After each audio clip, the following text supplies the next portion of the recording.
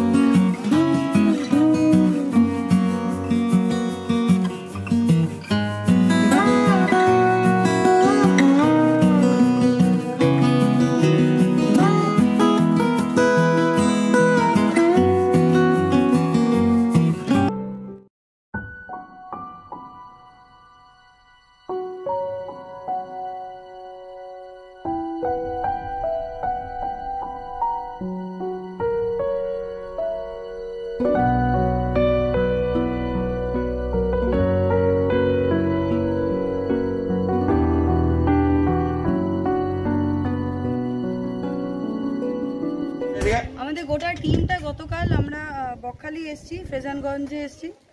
এটা বকখালি এরিয়া তো। গতকাল এসছি আমরা পথপশুদের জন্য। ইয়াস ঝড়ের পরে আমরা অনেকেই শুনেছি বকখালি, সুন্দরবন বা অন্যান্য এলাকার পরিস্থিতি খুব খারাপ। বাঁধ ভেঙে গেছে, জল ঢুকে গেছে, মানুষের বাড়ি ভেঙে গেছে, মানে পথপশুরা ভেসে গেছে, আমরা এখানে এসেও জানতে পারি। তো আমরা অনেকেই আছি যারা মানুষদের সাহায্য করছি, কিন্তু এই অবলাগুলোর জন্য কেউ নেই। তো তার জন্য আমরা ঠিক করেছিলাম যে আমরা আসবো, এদের কিছু খাওয়াবো যতটা সামর্থ্য আমাদের।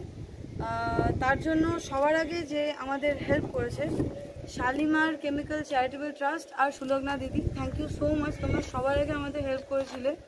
আমরা গতকাল থেকে এখানে ফিডিং করাচ্ছি, আজকেও করেছি, এবং যতদিন না পর্যন্ত এখানে সব কিছু স্বাভাবিক হচ্ছে আমরা সেই ব্যবস্থা করে গেছি যাতে বাচ্চাগুলো প্রত্যেক দিন পেট ভরে খাবার পায়। আর thank you so much again সবাই।